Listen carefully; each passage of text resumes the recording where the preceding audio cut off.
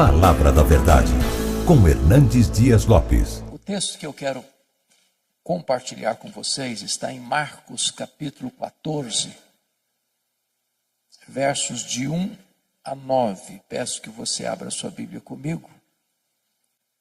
E ao abrir o texto, mantenha sua Bíblia aberta nesta passagem. Eu estou usando a versão ARA, revista e atualizada. Eu não sei se nós temos a projeção do texto, mas se não tiver, acompanhe comigo a leitura. Marcos 14. Está escrito assim: dali a 2 dias, era a Páscoa e a festa dos pães asmos. E os principais sacerdotes e os escribas procuravam como prenderiam Jesus à traição e o matariam. Pois diziam: não durante a festa, para que não haja tumulto entre o povo. Estando ele, Jesus, em Betânia, reclinado à mesa, em casa de Simão o leproso, veio uma mulher trazendo um vaso de alabastro com preciosíssimo perfume de nardo puro. E quebrando o alabastro, derramou o bálsamo sobre a cabeça de Jesus. Indignaram-se alguns entre si e diziam: para que esse desperdício de bálsamo? Porque este perfume poderia ser vendido por mais de 300 denários e dar-se aos pobres. E murmuravam contra ela. Mas Jesus disse: deixai-a, por que a molestais? Ela praticou boa ação para comigo. Porque os pobres sempre os tendes convosco, e quando quiserdes, podeis fazer-lhes bem, mas a mim nem sempre me tendes. Ela fez o que pôde. Antecipou-se a ungir-me para a sepultura. Em verdade vos digo, onde for pregado em todo o mundo o evangelho, será também contado o que ela fez para a memória sua. Amém. Bom, o contexto desta passagem está meridianamente claro. Trata-se de 2 dias antes da Páscoa. A Páscoa era a maior festa dos judeus. Relembrava a libertação histórica dos escravos do Egito para a liberdade do povo de Deus. A Páscoa era a alegria dos judeus e ao mesmo tempo o terror dos romanos. Os romanos tinham medo de motim e de rebelião. E nesta época da Páscoa, a população de Jerusalém quintuplicava. E a preocupação era tamanha que o governador romano transferia todo o seu aparato militar de Cesareia Marítima, onde estava a sede do seu governo, para Jerusalém. Até mesmo o tetrarca da Galileia, Herodes Antipas, mudava o seu gabinete para Jerusalém durante essa festa. E está escrito que 2 dias antes dessa festa, as autoridades judaicas, os sacerdotes principais e os escribas tramavam, urdiam, conspiravam nos bastidores a prisão de Jesus à traição, para matá-lo depois da festa, quando o povo já tivesse ido embora, portanto longe dos holofotes. Mas é muito curioso que Mateus 26, texto paralelo deste, nos informa que 2 dias antes da Páscoa foi Jesus quem disse para os seus discípulos que ele haveria de ser entregue nas mãos das autoridades judaicas. E aí você conclui que quando os homens tramam, urdem, conspiram, maquinam, pensando que eles estão no controle, eles estão apenas cumprindo uma agenda já estabelecida pelo próprio Deus. Quem tem as rédeas da história e controla o mundo, a história, a igreja e a sua e a minha vida, é o Senhor Deus, o Todo-Poderoso. Vale destacar que enquanto aqui em Jerusalém se trama a prisão e a morte de Jesus, ali bem perto, em Betânia, 10 quilômetros, uma família prepara uma festa para Jesus. E Jesus ainda hoje desperta sentimentos tão diversos. Ele é amado por uns, odiado por outros, adorado por uns, rechaçado por outros.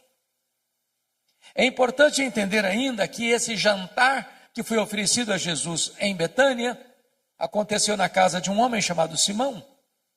E a Bíblia não dá o sobrenome dele, não dá nenhuma característica dele, a não ser levantar um adjetivo, um epíteto: Simão, o leproso. É óbvio que esse homem não era mais leproso, porque se o fosse, sequer poderia ficar em casa, muito menos oferecer um jantar e convidar pessoas para sua casa. Mas se esse homem não era mais leproso, e certamente não o era mesmo, por que Marcos registra que o jantar ocorreu na casa de Simão, o leproso, e não na casa de Simão, o ex-leproso? Para advertir-nos de um grande perigo: o perigo de rotular pessoas, o perigo de carimbar gente, porque rótulos ficam, mesmo quando eles não são mais necessários. O doente está curado, o cativo está liberto, o perdido está salvo, mas o rótulo ficou. Então não carimbe gente, porque Deus pode mudar a história delas. Também é digno de nota que quem se destaca nesse jantar é uma mulher. E nos evangelhos chamados sinóticos, Mateus, Marcos e Lucas, que relatam esse episódio, embora Lucas passa de raspão, essa mulher é incógnita. Essa mulher não tem nome. Ela é anônima. Porém, em João 12, texto paralelo deste, essa mulher tem nome. Essa mulher é Maria, irmã de Marta e de Lázaro. E ela tem uma biografia belíssima, porque ela só aparece 3 vezes na Bíblia. E nas 3 vezes que Maria aparece nos registros bíblicos, ela está no topo do mundo, aos pés de Jesus. Porque não há lugar mais alto no mundo do que aos pés de Jesus. A primeira vez que ela aparece, lá em Lucas 10, ela está aos pés de Jesus para aprender. E a maior e melhor academia do mundo é assentarmos-nos aos pés de Jesus. Porque ele não é um alfaiate do efêmero, ele é o escultor do eterno. Ele é o mestre dos mestres, ele é o Senhor dos senhores. A segunda vez que Maria aparece na Bíblia, está lá em João 11. E ela mais uma vez está aos pés de Jesus, agora para chorar. Ensinando-nos que aos pés de Jesus é onde encontramos a mais rica fonte de consolo para o nosso coração machucado e ferido. Mas finalmente, aqui no texto, mais uma vez ela está aos pés de Jesus, agora para agradecer. E agradecer o maior milagre público de Jesus, a ressurreição de Lázaro, irmão de Maria. Então diz a Bíblia que Jesus está à mesa com seus discípulos. Lázaro, recém-ressuscitado, também está à mesa. Marta, como de costume, está servindo. Ela está sempre em movimento, sempre trabalhando. E não há demérito nenhum nisso. E agora diz o texto que Maria pega um vaso de alabastro. Alabastro é uma pedra ornamental de cor rosa. E diz o texto bíblico lá em Mateus 26, que esse vaso está cheio de um perfume preciosíssimo, grau superlativo, feito de uma essência chamada nardo. E Marcos tem o cuidado de informar que a essência não é híbrida, é nardo puro. E João nos informa que esse vaso contém 1 libra de perfume. O que é 1 libra? 1 litro tem 2,2 libras. Portanto, se o vaso está cheio e tem dentro do vaso 1 libra de perfume, estamos informando que tem dentro desse vaso em torno de 350 a 400 ml de perfume. É um frasco pequeno, de uma pedra bonita, alabastro. E ela vem por trás de Jesus e quebra este vaso. Toda a casa é tomada pelo perfume de João 12. Esse perfume escorre pela cabeça de Jesus, toma todo o seu corpo, chega aos seus pés. E ela então enxuga os pés de Jesus com seus cabelos. Isso provoca uma reação imediata dos discípulos capitaneados por Judas Iscariotes. Isso é um desperdício. Esse perfume poderia ser vendido por mais de 300 denários e dar-se aos pobres. E murmuraram contra ela. E Jesus sai em defesa de Maria e diz: deixai-a. Ela praticou uma boa ação para comigo. Os pobres sempre os tendes convosco, mas a mim nem sempre me tendes. Ela fez o que pôde. Antecipou-se a ungir-me para a sepultura. E em verdade vos digo, em todo mundo, onde for pregado o evangelho, será contado o que ela fez para a memória sua. Portanto, agora eu quero, olhando para o texto, tirar daqui algumas lições para o nosso ensino. Primeira lição. Confira comigo o verso 8. Ela fez o que pôde. Sempre que leio isso, o meu coração é fisgado por uma pergunta. Meu Deus, e eu estou fazendo o que posso para Jesus? Estou fazendo tudo o que posso para Jesus? Porque às vezes nós fazemos, mas fazemos relaxadamente. Às vezes nós fazemos, mas não fazemos tudo o que podemos. Às vezes nós fazemos, mas não fazemos de todo o coração. Às vezes nós fazemos, mas não fazemos com a motivação certa. Maria se nos apresenta como um exemplo. Ela fez o que pôde. Permita-me um exemplo para clarear essa ideia. Eu acho que vocês todos já ouviram falar dos moravianos da Alemanha. Um movimento que começou em 23 de setembro de 1723, às 11 horas da manhã, começando uma reunião de oração que durou 100 anos, ininterruptamente, produzindo uma geração de gente piedosa, comprometida com a obra missionária. Para vocês terem uma ideia, cada 18 moravianos sustentavam um missionário fora da Alemanha, mesmo sendo tão pobres. Às vezes a situação era tão crítica que alguns deles não tinham dinheiro para ofertar. Então se vendiam, era uma coisa possível na época, se vendiam como escravos, para comprar a passagem de ida, para os povos mais longínquos, para dedicar o resto dos seus dias ali, pregando o evangelho da graça de Deus. Quando eu vejo um exemplo desse, eu preciso perguntar a mim mesmo, meu Deus, e eu estou fazendo o que posso, tudo o que posso, para Jesus? Maria fez o que pôde.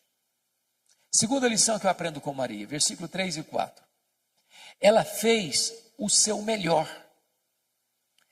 Quando você lê esse texto do perfume preciosíssimo de nardo puro, precisamos entender algumas coisas. Primeiro, esse nardo, a essência da qual se fazia o perfume, era uma essência raríssima, caríssima, que não tinha em Israel. O nardo só era encontrado nas cordilheiras do Himalaia, um arbusto seco, moído e transportado em lombos de camelos. Esse perfume não era encontrado numa loja de perfumaria. Ele era comprado pouco a pouco, gota a gota, grama a grama, ml por ml, ia sendo acondicionado nesse vaso de pedra. O perfume era tão precioso que Judas, que era tesoureiro e entendia de finanças, avaliou o perfume em mais de 300 denários. Agora vamos entender isso. O frasco tinha pouco mais de 300 ml. 300 ml. Então, estou afirmando que cada ml valia um denário. Mas o que era um denário? O denário era a moeda de pagamento de um trabalhador durante um dia. Agora, pense comigo o que uma pessoa trabalha um dia inteiro e ao final do dia ir comprar uma gota 1 ml de perfume? Agora, pense comigo. Quando você tem um bom perfume, eu sei que vocês têm e gostam, e eu também. Como é que nós usamos? Porque um bom perfume é caro. Usamos cuidadosamente. Só um pouquinho. Em ocasiões especiais. E falamos para nós mesmos, esse perfume tem que durar pelo menos 1 ano. Agora notem que ela não abre o frasco, ela não abre o vaso, ela quebra o vaso. Por que ela quebra o vaso? Porque ela está dizendo, eu não quero que sobre nenhuma gota. O melhor que eu tenho, eu quero dedicar ao Senhor Jesus. Eu pergunto a você, você tem dado o seu melhor para Jesus? Às vezes, meus irmãos e irmãs, eu fico imaginando que aqueles que não têm o conhecimento que você e eu temos da graça de Deus, às vezes são mais zelosos em servir aos seus ídolos do que nós o somos em servir ao Rei da Glória. Eu estava pregando há alguns anos em Portugal e estava viajando para Coimbra. De repente eu vi caravanas e mais caravanas andando pelo asfalto. Eu fiquei curioso com aquilo e perguntei onde essas pessoas estão indo. Me informaram, elas estão indo a Fátima pagar promessas. E eu perguntei, mas a que distância elas estão andando a pé? Me responderam, a mais de 300 quilômetros. Às vezes nós moramos no bairro da igreja. Qualquer motivo, hoje eu não vou. Está chovendo, está muito quente. Tem uma outra coisa que me chama mais atenção. Maria fez o seu melhor. E o Senhor espera que você e eu façamos também o nosso melhor. Terceira lição. Maria fez sacrificialmente. Eu confesso a vocês que esse texto não pode ser plenamente entendido dentro da cultura ocidental. Porque nem você nem eu jamais vimos e talvez jamais veremos uma pessoa trabalhar 1 ano inteiro para comprar um frasco de perfume. 300 denários era o salário de um trabalhador durante 1 ano inteiro. Nós nunca vimos isso. Ninguém faz isso.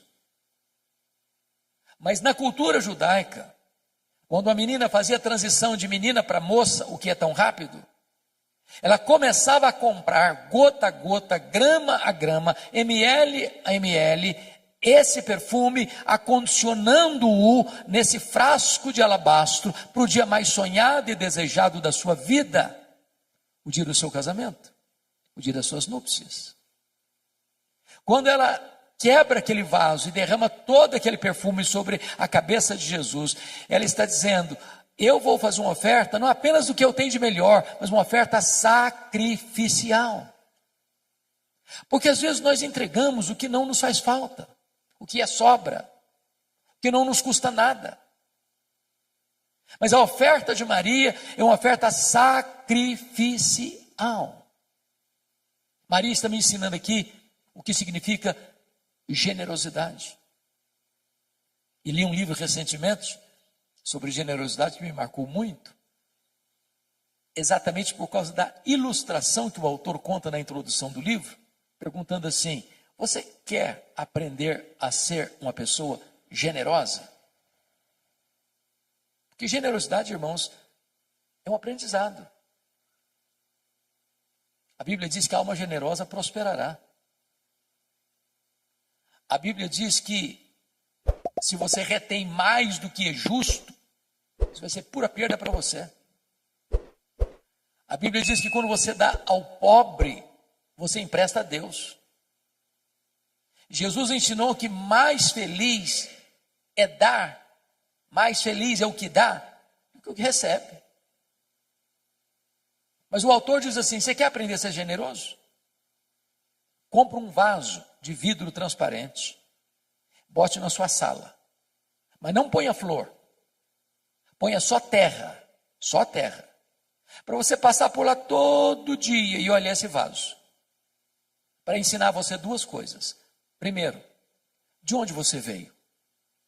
Você veio do pó. Segundo, para onde você vai? Você vai voltar para o pó.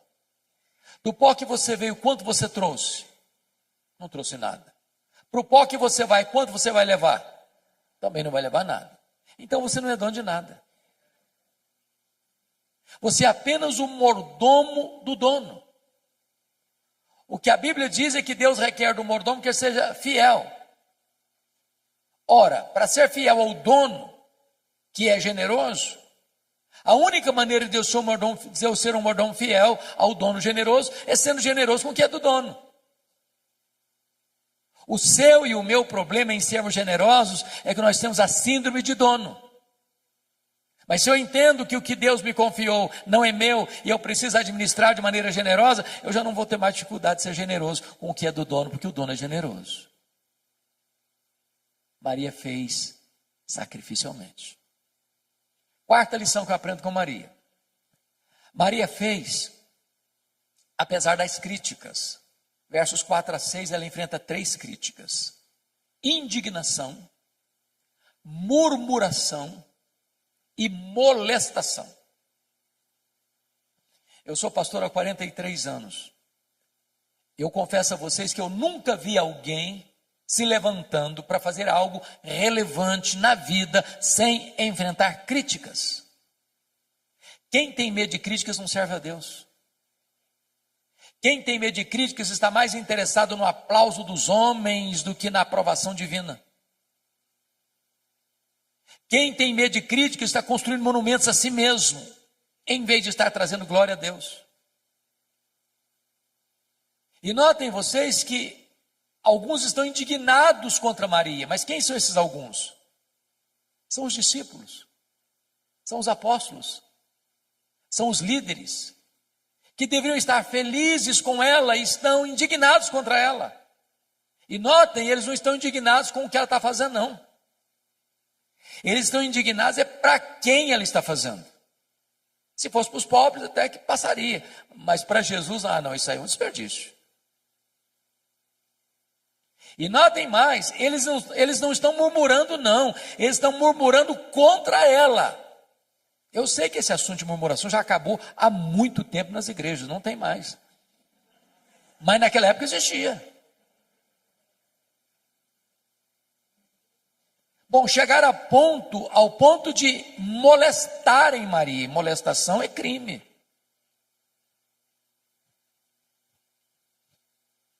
O que é curioso é que quem, conforme João 12, lidera o discurso de desperdício foi Judas Iscariotes. E João 12 diz que Judas Iscariotes, nesse discurso populista, não estava interessado em ajudar pobre, era coisa nenhuma. Ele queria pegar essa grana para ele. Ele era ladrão. E é nessa conjuntura aqui que a Bíblia tira a máscara de Judas e o chama de ladrão. E quando você lê os evangelhos, é dessa cena aqui que ele sai nas caladas da noite para ir lá em Jerusalém e vender Jesus por 30 moedas de prata. Meus irmãos, a atitude generosa de Maria está confrontando a avareza de Judas. E aqui eu aprendo de uma lição que eu gostaria de repartir com você. Você está fazendo a obra de Deus? Alguém está criticando? Alguém está murmurando?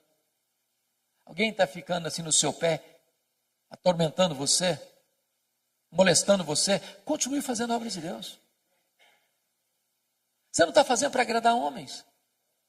Você está fazendo para a glória de Deus. Porque tem crentes, eu sei que não tem ninguém assim aqui, mas tem crente cristal, porcelana, hipersensível. Qualquer coisinha se melindra. Qualquer coisinha eu também não faço mais nada na igreja, porque eu fui fazer e me criticaram. Tem gente que até sai da igreja por isso. Não, Maria não era uma mulher hipersensível. Ela estava fazendo para o Senhor, apesar das críticas. Quinta lição que eu aprendo com Maria. Maria fez só para agradar ao Senhor Jesus. João 12 traz-nos uma informação que só ele traz. É que Maria enxuga os pés de Jesus com seus cabelos. Na cultura brasileira, ocidental, isso não significa nada. Apenas um gesto de humildade. Mas dentro da cultura israelita, isso era um escândalo. Uma mulher não soltava os cabelos em público. Era dar margem para suspeitas da sua reputação ilibada. Mas então por que Maria o fez? A única explicação que encontramos é que quando você tem um sentimento transbordante de gratidão, quando o seu amor extravasa pelos poros da sua alma, você não consegue ficar retido e limitado a determinadas cercas de cultura, de clichês. Você acaba excedendo. Porque às vezes, meus irmãos, nós, até com o nosso zelo, somos cheios de dedo, preocupados em desagradar fulano, desagradar Beltrano, desagradar Cicrano. Porque se eu fizer algum gesto, alguém vai me censurar. Se eu levanto a mão, me censura. Se eu não levanto a mão, me censura também. Se eu transbordo em emoção e choro, acho que eu sou piega. Se eu não choro nunca, eu sou durão demais.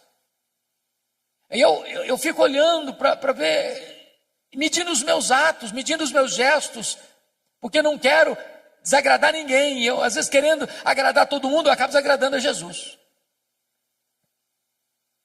O único vetor que governou Maria foi agradar a Jesus. Ela não está preocupada do que Tomé ia falar, o que Mateus ia dizer, o que Judas ia comentar. Ela queria agradar a Jesus. E eu não estou dizendo que você e eu estamos liberados para desagradarmos as pessoas, não. O que eu estou dizendo é que agradar a Jesus deve ser o vetor que governa a nossa vida. Sexta lição que eu aprendo com Maria. Maria fez no tempo certo. Versículo 8, a parte B diz: ela antecipou-se a ungir-me para a sepultura. Me permita retroceder um pouco aqui para explicar melhor isso. Vocês se lembram de Lucas 8, a partir do verso 3, que foram as mulheres da Galileia que bancaram financeiramente o ministério de Jesus. Eu vou falar baixinho porque tem mulheres no auditório. As mulheres são mais generosas do que os homens. É verdade. A história prova isso. Quem financiou o ministério itinerante de Jesus pelas cidades e aldeias da Galileia, tinham 204 cidades e aldeias, foram as mulheres. A Bíblia cita 3 pelo nome: Maria Madalena, Joana, Susana e muitas outras. Eu não sei quantos são muitas outras. Mas pense comigo aqui na cena. Tem Jesus, tem 12 apóstolos, 13. Tem Maria Madalena, Joana e Susana, 16 agora. Muitas outras, eu não sei quantas. Vamos imaginar que o grupo todo seja de 40 pessoas. De cidade em cidade, de aldeia em aldeia. Não tem hotel fazenda. Não tem self-service. Não tem infraestrutura. E elas atrás, passando Pix, fazendo transferência bancária, pagando a conta. Nessa jornada é que Jesus diz para os discípulos e para elas que era necessário subir para Jerusalém para ser preso, para ser crucificado, para ressuscitar o terceiro dia. Quando Jesus vai, essas mulheres sobem com ele. Quando Jesus foi crucificado, os apóstolos todos, exceto João, se acovardaram. Mas essas mulheres da Galileia estavam presentes na crucificação de Jesus. Quando Jesus foi sepultado, diz Lucas 23, 54 e 55, que nem João, pelo menos não consta, que ele estivesse presente no sepultamento de Jesus. Mas essas mulheres viram onde e como Jesus foi sepultado. Repita comigo, onde e como Jesus foi sepultado.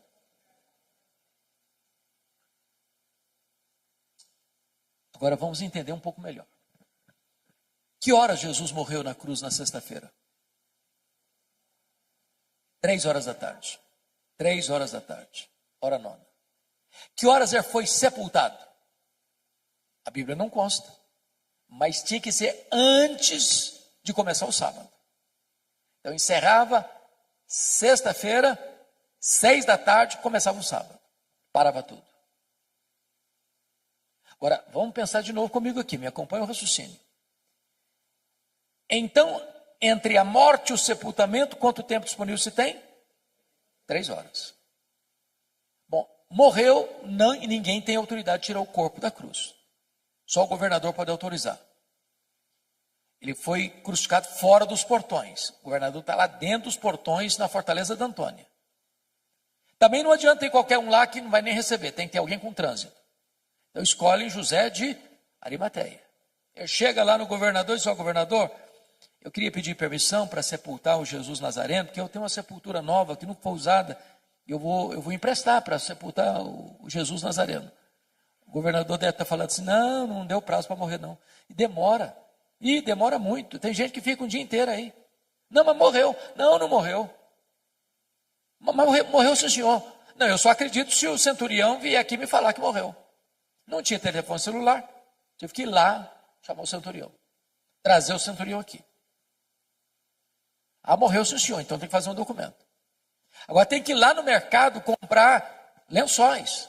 Mas tem que ir numa outra loja comprar perfumes.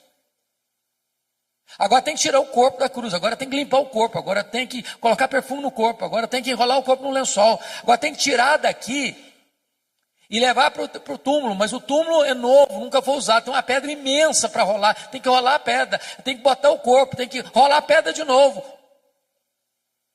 Muito pouco tempo. E as mulheres estão lá de butuca, olhando onde e como Jesus foi sepultado.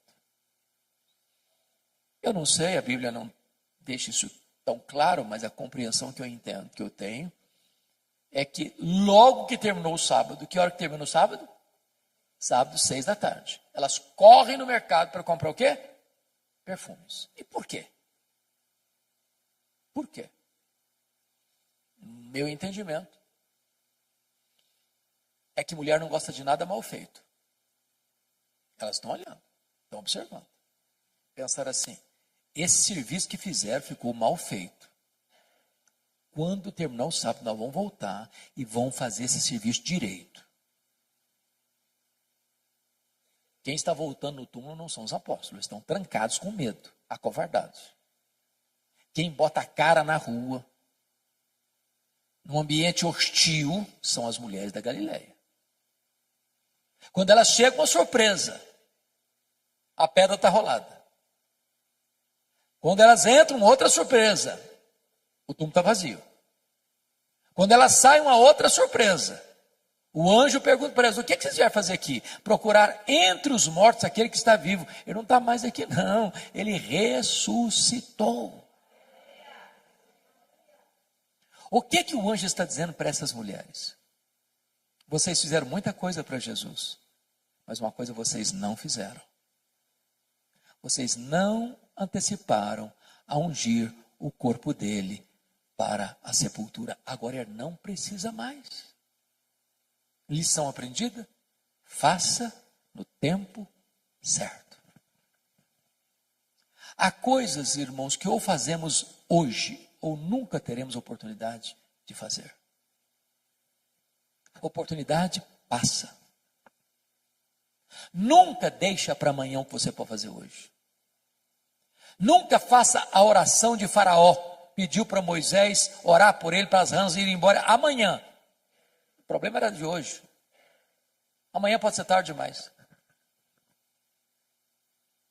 Eu não sei se vocês concordam comigo, há duas coisas que me chocam muito na cultura brasileira. A primeira delas são os nossos funerais. Irmãos, eu nunca vi ninguém receber tanto elogio quanto o defunto. Já viu? É uma rasgação de seda em cima do caixão que não tem mais fim.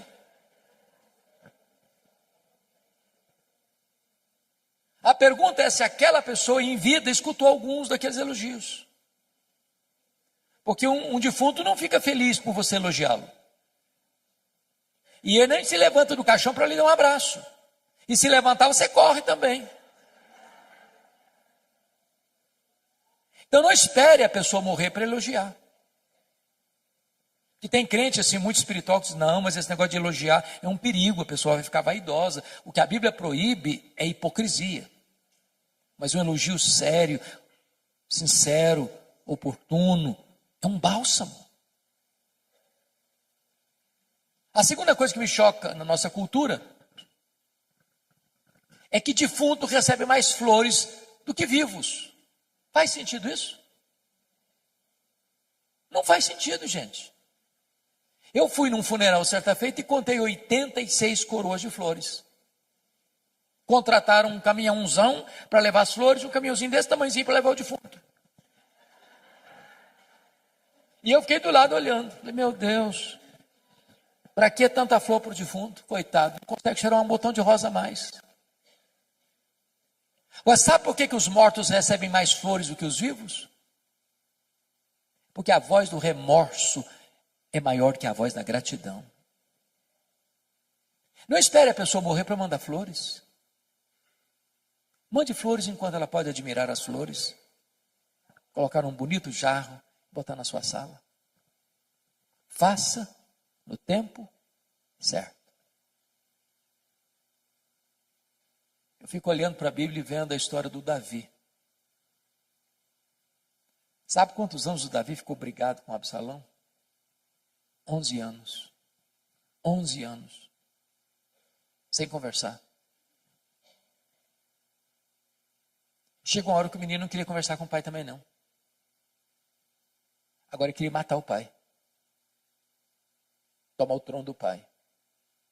E quando Absalão morreu, Davi desabrocha em choro. Meu filho Absalão, Absalão meu filho Absalão. Demonstrando seu amor por ele, mas agora não adianta mais. Agora o menino está no caixão.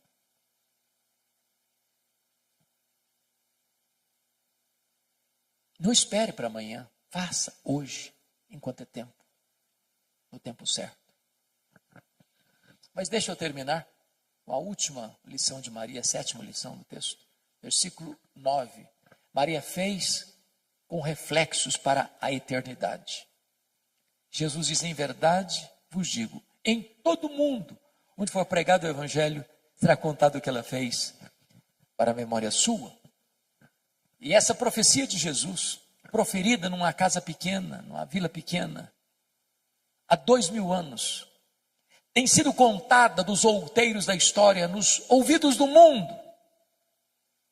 E essa profecia se cumpre hoje, exatamente dia 8 de março, de abril, 8 de abril de 2025, no Hotel Fazenda, em Poços de Caldas, Minas Gerais. A grande pergunta desse texto é o que é que você e eu estamos fazendo hoje que vai reverberar nas futuras gerações? Que marcas nós vamos deixar? Que legado nós vamos deixar para as futuras gerações? Eu não sei se você pensa nisso, de vez em quando eu penso. Qual vai ser a frase que eles vão botar naquela plaquinha de mármore branco que fica em cima da sepultura? Se Jesus não voltar antes, depois de 50 anos que nós tivermos partido e alguém passar lá e espanar a poeira, será que a nossa vida vai impactar alguém ainda? Nós estamos vivendo uma geração egoísta, narcisista, consumista, materialista. Nas palavras de A.W. Tozer, estamos vivendo uma geração que está olhando para o seu próprio umbigo.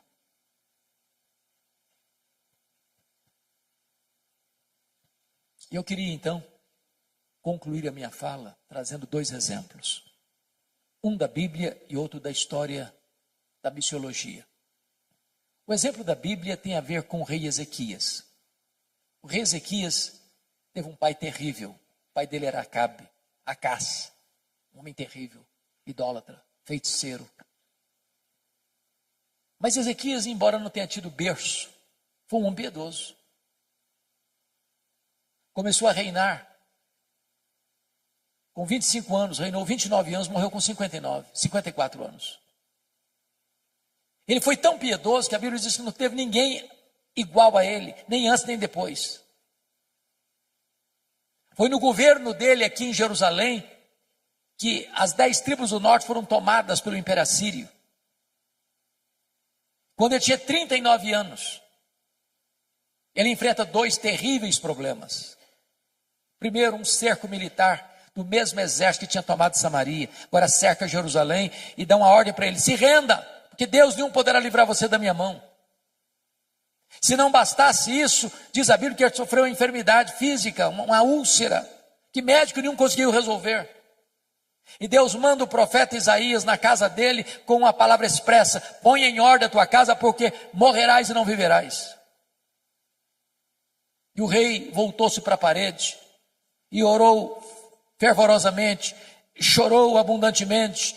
Deus respondeu a oração dele rapidamente e mandou de volta o profeta Isaías na casa dele. Diz: olha, eu ouvi a tua oração, eu ouvi as tuas lágrimas, e eu te curarei da tua enfermidade, e eu livrarei Jerusalém do poder da Síria.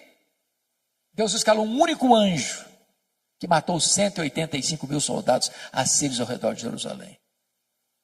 Deus estendeu os dias de Ezequias, deu-lhe mais 15 anos. E agora, a notícia do milagre foi tamanha e reverberou para fora das fronteiras de Israel e chegou lá longínquamente na Babilônia. O império estava se formando. E o rei da Babilônia mandou uma comitiva diplomática visitar e presentear Ezequias pelos milagres recebidos. E diz a Bíblia que quando esses embaixadores chegaram, ele abriu o seu palácio, abriu a sua casa e mostrou seus tesouros, suas riquezas, seu ouro, sua prata, seus olhos finos, toda a magnificência do seu reino, toda a grandeza do seu reino, e não deu uma palavra sequer de gratidão a Deus. Aquilo foi mal aos olhos do Senhor. E Deus mandou de volta lá no palácio o profeta Isaías, dizendo o seguinte: agora escuta a palavra do Senhor. Essa Babilônia voltará. E quando ela voltar, ela vai saquear tudo que se ajuntou até então. Dos filhos que tu gerares serão levados cativos. Serão prisioneiros, escravos, serão feitos eunucos. Em outras palavras, serão castrados, não poderão gerar. Diante de tamanha tragédia, sabe qual foi a resposta do rei para o profeta? Boa é a palavra que disseste. Não, você não entendeu o que eu falei. Estou falando que a Babilônia vai saquear tudo, que os filhos vão ser escravos, que vão ser castrados. Você vem me dizer que boa essa palavra, você está ficando louco. Aí ele pensou, aí ele não falou não. Boa é essa palavra, porque pelo menos eu terei paz nos meus dias. Sabe o que ele está dizendo? Quando isso acontecer, já terei batido as botas. Quando isso acontecer, eu não vou estar mais aqui para contar a história. Sabe o que ele está dizendo? Depois que eu morrer, desculpem da expressão, que se danem as futuras gerações, eu não estou nem aí. É lamentável. É lamentável. Meus irmãos, se vocês olharem para a história, é possível que uma igreja se perca em 3 gerações. A geração que saiu do Egito morreu no deserto. A geração que nasceu no deserto entrou na terra prometida. A geração que nasceu na terra prometida não conhecia Deus mais. Você olha para a Europa hoje, você visita a Europa hoje, as igrejas estão vazias. Em algumas cabecinhas brancas. Mas as crianças e os jovens não estão mais. Nós estamos numa corrida de revezamento. Se nós não passarmos o bastão da fé, o bastão do evangelho para os nossos filhos, para os nossos netos, as futuras gerações podem estar completamente apáticas ao evangelho. A minha oração e a sua deve ser essa também: clamar aos céus para que os nossos filhos, os nossos netos sejam mais crentes do que nós, mais cheios do Espírito Santo do que nós, e que a igreja que eles terão amanhã seja uma igreja mais forte, mais viva do que a que temos hoje. O segundo exemplo, para encerrar, da missiologia, é um missionário que foi usado poderosamente por Deus na África. Esse missionário é David Livingstone. E ele se dedicou a servir a Deus na África. Ele trabalhou na África. Ele foi atacado por um leão na África. E ele continuou na África. Ele adoeceu na África e morreu na África. Quando ele morreu, os ingleses foram para lá para pegar o corpo dele e levar o corpo dele para a Inglaterra e sepultá-lo na Inglaterra. Os africanos disseram assim: vocês podem até levar o corpo dele, mas o coração dele vocês não vão levar. Ele amou a África e o coração dele vai ser sepultado na África. O que fizeram? Abriram o peito dele, arrancaram o coração dele e sepultaram o coração dele na África. Quando você vai a Malawi, lá tem uma catedral de chão batido, uma placa de bronze na parede, para a glória de Deus e em memória de David Livingstone. Levaram o corpo dele para Londres, sepultaram na abadia de Westminster, onde estão sepultados os reis e os nobres da Inglaterra, e lá tem uma plaquinha de bronze, para a glória de Deus e em memória de David Livingstone. A minha oração, queridos, é que você e eu possamos viver de tal maneira que a nossa vida reflita a glória de Deus. E que as pessoas, ao lembrarem da nossa existência, possam ser motivadas a conhecer a Deus, a amar a Deus, a andar com Deus. Isso traga glória para o nome de Deus. Que você e eu possamos imitar Maria, que viveu aos pés do Senhor, para aprender, para chorar, para agradecer. Fazendo o que pôde, fazendo o seu melhor, fazendo sacrificialmente, fazendo apesar das críticas, fazendo só para agradar a Jesus, fazendo no tempo certo, fazendo com reflexos para a eternidade. Que Deus nos abençoe. Amém.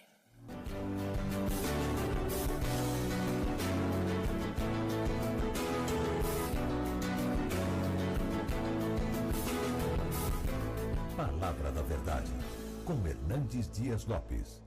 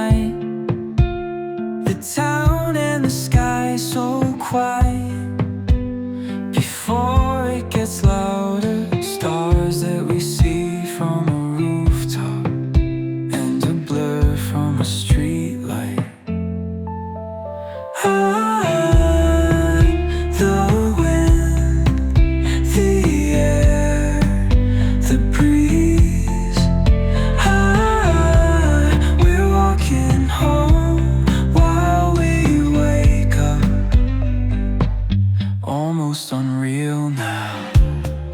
Walking through neon